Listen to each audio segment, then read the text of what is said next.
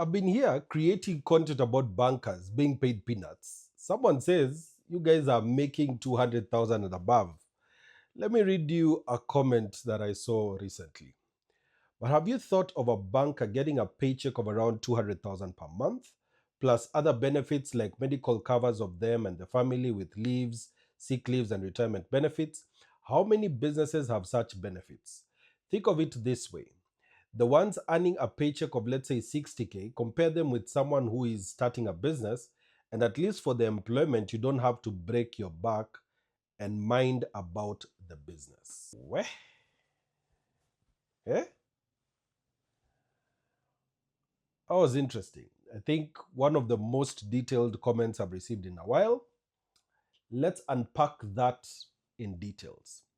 First of all, I know that that comment is not coming from a bad place. It's coming from a reasonable place. And when I read such a comment, I know that person values stability. And it's also a place that has seen the fear of uncertainty. And of course, I know that we live in a world where so much feels unstable. So the idea of a consistent paycheck, health insurance, paid leave, it sounds honestly like paradise. But here is where we have to be brutally honest. That paradise often comes wrapped in invisible chains. Uh, Let's let's just break it down piece by piece. A banker is earning 200,000 per month plus benefits. Yeah, that sounds good, right? Until you do the math. Kwanzaa, the amount of people who are bankers who make that amount of money, they are very few, extremely few. But even let's just pick those ones. I know 200K is a solid salary, but once you remove taxes, NHIF, NSSF, loans, school fees, fuel, shopping, the real number is far smaller. And it's not wealth, it's survival, but you have some class. Comfortable survival, but still, it's survival. Because this is the thing that people don't want to admit. Employment is designed to make you comfortable enough so that you do not leave. But you're never free enough to choose. So, what you'll always be doing is that you'll be trading your time for money. And what happens is that money, it resets to zero every single month. And then the person mentioned that this person has medical cover and retirement benefits. Absolutely true. I do not refuse. But don't confuse benefits with ownership. The company you're working for, it gives you those benefits because you are helpful to them. Not because they love you, not because they owe you, they need you. And the moment you stop being useful, those benefits, they disappear. Whether it is restructuring or automation and AI or burnout, once we stop needing you, those benefits, they go as well. When you leave employment, the medical cover ends. The retirement contributions that your employer used to do, they also disappear. And so you're left starting over from zero, realizing that what looked like stability was just borrowed comfort. You're not a shareholder, you're an employee. That's the reality. You see, a benefit is not a blessing, it is a business transaction. And in most cases, the employer is the winner. You know, house rules. And then the person mentioned, at least you don't have to break your back or your mind about the business. That line, That's the one that really shows how misunderstood entrepreneurship is. Yes, of course, business is hard. It takes perseverance, it takes late nights and problem solving that no HR department will ever shield you from. But you know what? Here's the irony. So does employment. The truth is, bankers are the most overworked individuals that I know. Targets, pressure, endless meetings, angry clients, compliance training, audits, mental health trainings, all these things they do break their backs, they do break their minds. The only difference is they're breaking them for someone else's dream, someone else's company. Let's talk about burnout because when you're working in corporate, burnout is often worn like a badge of honor. You work overtime, you skip lunch, you hit targets, and people clap for you like you're a hero. Hmm? While your body, your creativity, even your life's purpose, it is slowly burning out. So, yes, maybe the entrepreneur's stress comes from risk, but the employee's stress comes from limits.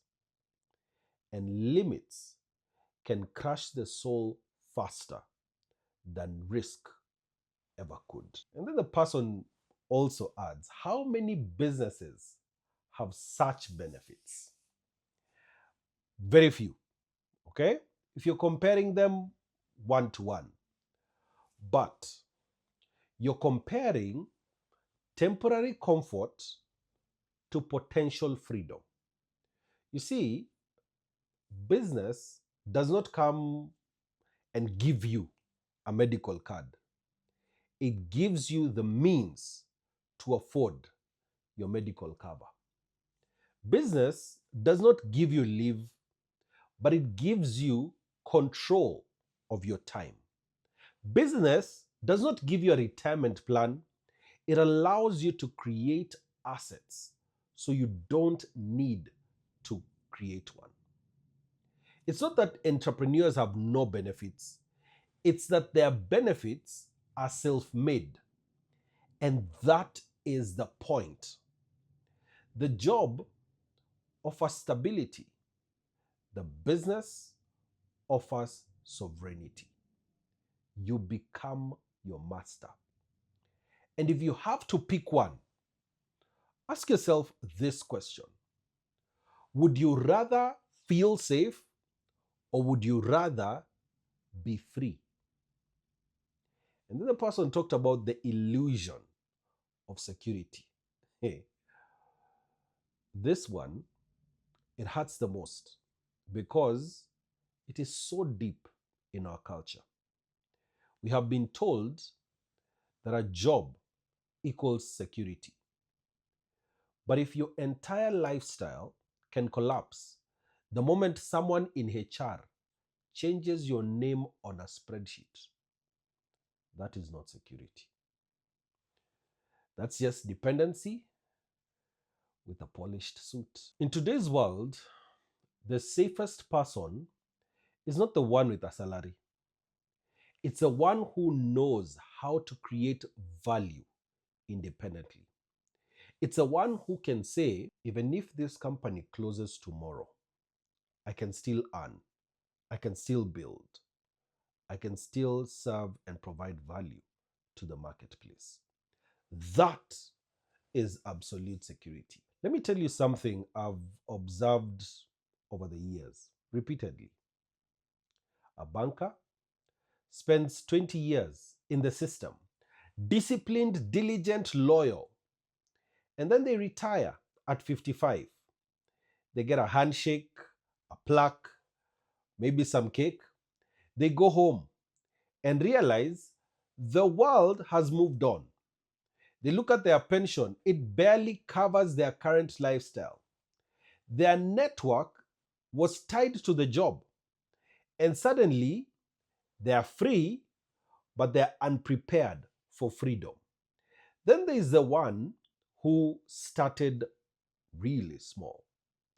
A side hustle, working during the weekends, building a business, and a business that was growing slowly, even while they were employed.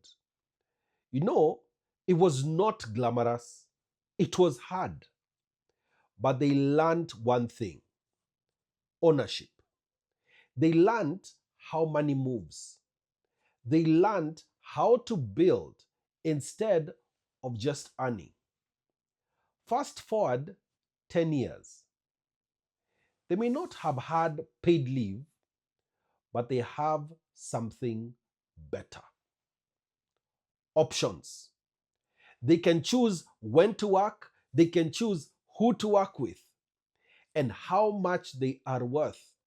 They can say no if they wanted. That is a trade off most people never see. This is one you can't measure in medical covers or leave days. You measure it in peace, pride, and power. Let's talk about the family angle argument that was placed. The comment mentioned family, that employees have family medical cover and stability. Now, that's true. But let us ask, what do our families need most? Insurance or inspiration? Yes, the cover pays bills, but your presence pays something far more valuable: memories. And most employees rarely have time for that. A child doesn't remember how fancy your medical card was, they remember how often you were there. And entrepreneurship, even though it's challenging, it often pays back in the long run. You work harder now to be freer later. Employment does the opposite. You trade your prime years for a promise of later rest that most never even get to enjoy. Look, not everyone has to quit their job and start a business tomorrow.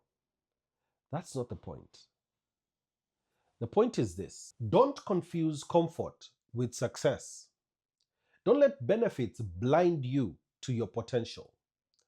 And don't defend a system that was never designed to set you free. I keep repeating, if you love your job, awesome, great, I'm happy for you.